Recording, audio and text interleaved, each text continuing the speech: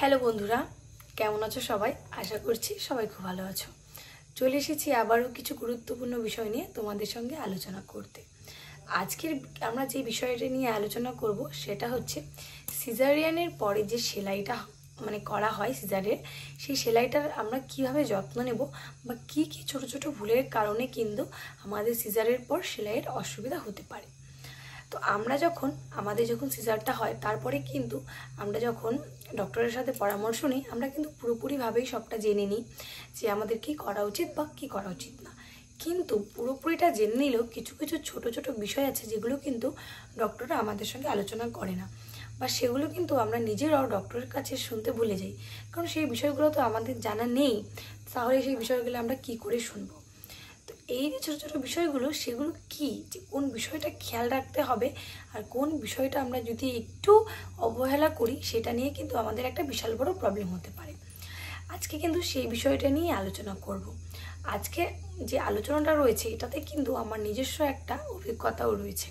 আজকে সেই বিষয়টাই কিন্তু তোমাদের সঙ্গে আলোচনা করব।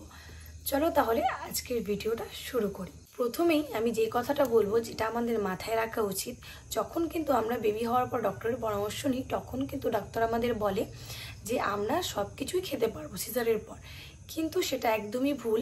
কারণ কি, আমি এটার ফলাফল কিন্তু খুব ভালোভাবেই পেয়েছি। কারণ আমি কিন্তু কোনো কিছুই বাজে দিইনি, ডক্টরের কথা মতো সব কিছু খেয়েছিলাম। তার ফলে কিন্তু আমার প্রচুর রকমের অসুবিধা হয়েছিল। আমার সেলাইয়ে প্রচুর ইচিং হচ্ছিল, চুলকোচ্ছিল। আর সেই সময়টা কিন্তু প্রথম দিকটাতে সেলাইটাতে যেহেতু ব্যান্ডেজ করা থাকে, সেহেতু কিন্তু আমি ওটাকে ইচিং হওয়ার কারণে আমি চুলকাতেও পারছিলাম না, সেহেতু কিন্তু আমার বিশাল একটা প্রবলেম দেখা দিয়েছিল, খুবই অসহ্য বোধ হতো। তাই আমি বলবো, এই ছোটো ছোটো জিনিসগুলো আছে যেগুলো থেকে তোমাদের ইচিং বা চুলকানি ধরনের জিনিস হতে পারে, সেই জিনিসগুলোকে কিন্তু সিজারের পরে কিছুদিন অ্যাভয়েড করতে হবে। যেমন বিশেষ করে বেগুন কিন্তু চুলকানির একটা বড় সমস্যার কারণ। তাই এই সময় কিন্তু বেগুন খাওয়া একদমই চলবে না। আর কম পরিমাণে কিন্তু ভাত খেতে হবে। কারণ ভাত কিন্তু সেলাইটাকে নরম করে, সেই হেতু রুটি খাওয়াটাই বেশি ভালো। আর আমার যতটা জানা, যে এই সময় কিন্তু তুমি বেশি করে লাল চা খেতে পারো। লাল চা খেলে কিন্তু সেলাইটা তাড়াতাড়ি শুকায়। তো তার পরবর্তী আমি যেটার কথা বলবো, যে তোমরা সেলাইয়ের দিকে ডক্টর যখন বলবে যে তোমাদের 10 দিনের মাথায় বা কারো 7 দিন 8 দিনের মাথায় সেলাইটা কাটতে হবে, ডক্টরের পরামর্শ মেনে কিন্তু সেই টাইমটাকে মেনটেন করে তোমরা অবশ্যই সেই টাইমের মধ্যে সেলাইটা কাটবে। কারণ আমি কিন্তু আমার মোটামুটি 10 দিন ছিল, 10 দিনের দিন আমি আমার ব্যান্ডেজটা খুলেছি। খোলার পর দেখছি সেলাইটা হালকা একটু ভেজা ভেজা রয়েছে। তখন আমি ভাবলাম যে হয়তো আমার সেলাইটা পুরোপুরিভাবে শুকায়নি, সেই কারণে কিন্তু আমি আরও 2 থেকে 3 দিন পর আমার সেলাইটাকে কাটিয়েছিলাম। তখন যখন যিনি আমার সেলাইটা কেটেছিলেন, তিনি তখন আমাকে বললেন যে সেলাইটা বেশি দিন রাখার কারণে অতিরিক্ত শুকিয়ে গেছে। তখন কিন্তু আমার সেলাইটা কাটতে ভীষণ প্রবলেম হয়েছিল, সুতোগুলো একদম সেলাইয়ের ভেতর দিকটাতে গেঁথে গেঁথে গেছিলো। তো যখন ওটাকে বের করে তুলছে তখন কিন্তু আমার প্রচণ্ড কষ্ট হয়েছিল। তাই আমি বলবো যে ডক্টরের পরামর্শ মেনে কিন্তু অবশ্যই তোমাদেরকে যদিনের মাথায় সেলাই কাটতে বলা হয় ততদিনের মাথায় কিন্তু তোমরা সেলাইটা কাটবে। আর যেটা বিশেষভাবে তোমরা লক্ষ্য রাখবে, যেটার কারণে আমি এতটা কষ্ট পেয়েছি, সেটা হচ্ছে সেলাইটা যখন আমরা খুলে ফেলবো, যখন ওই সেলাইয়ের যে ব্যান্ডেজটা খোলা হবে, তারপরে কিন্তু ভালো করে সেলাইটাকে জল দিয়ে ধুয়ে ভালো করে সাবান দিয়ে ওয়াশ করতে হবে। তো যখন আমি নার্সিংহোম থেকে ছুটি নিয়েছিলাম তখন কিন্তু ডক্টর আমাকে কিছুই বলেনি যে সেলাইটাকে আমি ভেজাতে পারবো। তো কিছু সেরকমভাবে আমরাও জিজ্ঞাসা করিনি। তো আমি বাড়িতে আসার পর অনেকের কাছেই শুনেছি যে 1 মাসের মতো সেলাইয়ে জল লাগানো যাবে না। তো সেই হেতু কিন্তু আমি 1 মাসের মতো সেলাইয়ে কোনো রকম জল বা সাবান কোনো কিছু ইউজ করিনি। তারপর যখন 1 মাস পার হয়ে গেছে তখন দেখছি যে আমার সেলাইয়ের কিনারে একটা গোল গোল গোটার মতো হচ্ছে। তো আমি এটা অনেকের কাছে জিজ্ঞাসা করেছি যে এটা কী বা এটা কেন হচ্ছে। তো তখন তারা আমাকে বললো হয়তো সেলাইয়ের বেশ কমের কারণে অনেক সময় এরকম হয়, এটা কমে যাবে। তো 1 দিন 2 দিন 3 দিন যখন মোটামুটি কিছুদিন পার হয়েছে, তখন আমার প্রচণ্ড ভেতরে ব্যথা করতো, চুলকাতো, জায়গাটা ব্যথা করতো, বাট আমি তবুও সেরকমভাবে কিন্তু গায়ে লাগাইনি বিষয়টা নিয়ে।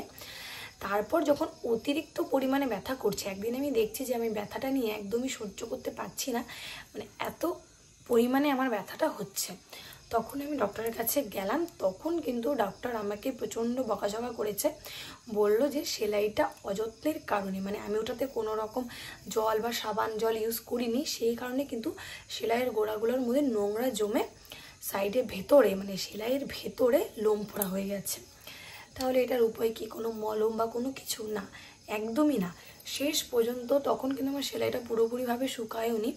শেষ পর্যন্ত ডক্টরের কাছে মানে আমাকে এতটা কষ্ট পেতে হয়েছিল, সেটা আমি কি করে আর বলবো। মানে সেলাই শুয়ের যে সিরিঞ্জটা থাকে, যেটা দিয়ে ইঞ্জেকশন দেওয়া হয়, সেরকম টাইপের সিরিঞ্জ দিয়ে সেই সেলাইটার ভেতর থেকে কিন্তু টেনে টেনে পুঁজগুলো বের করা হয়েছিল। ঠিক আছে, প্রচুর কষ্ট পেয়েছি, প্রচুর কান্না করেছি, মানে কি আর বলবো। তাই সবাইকে বলবো যে সিজারটা কিন্তু হয়ে যাওয়া, মানে যেটা হয়ে গেছে সেটা তো হয়ে গেছে, তারপরে যে বিষয়টা তোমাকে বিশেষভাবে খেয়াল রাখতে হবে সেটা কিন্তু সেলাইয়ের যত্ন। অবশ্যই তোমরা সেলাইটা খোলার পর ভালোভাবে সাবান জল দিয়ে, মানে পুরোপুরি সাবানটা ওখানে ইউজ করবে না, একটা কিছুর মধ্যে সাবানটা গুলে সেই সাবান জলটা হাত দিয়ে হালকা হালকা করে লাগিয়ে সেলাইটাকে পরিষ্কার করবে, তাহলে কিন্তু নোংরা জমবে না। আর প্রতিদিন সেলাইটাকে ভালো করে ভিজিয়ে ধোবে, ধোয়ার পর কিন্তু ভালো একটা শুকনো কাপড় দিয়ে সুন্দর করে মুছে ফেলবে। তারপর যেই ডক্টররা তোমাদেরকে যেই ধরনের ক্রিম বা লোশন বা পাউডার ইউজ করতে বলে সেরকমভাবেই পাউডার ইউজ করবে, তাহলে কিন্তু কোনো রকম প্রবলেম হবে না। তো আশা করছি তোমরা আজকে আমার ভিডিওটা দেখি একটু হলেও তোমাদের হেল্প হবে, আমার ভিডিওটা একটু হলেও তোমাদের ইনফরমেটিভ লেগেছে। আর যদি ভিডিওটা ভালো লাগে অবশ্যই লাইক কমেন্ট শেয়ার করে চ্যানেলটিকে সাবস্ক্রাইব করবে। ভালো থাকবে সবাই, সুস্থ থাকবে, অবশ্যই নিজের খেয়াল রাখবে। টাটা সবাইকে।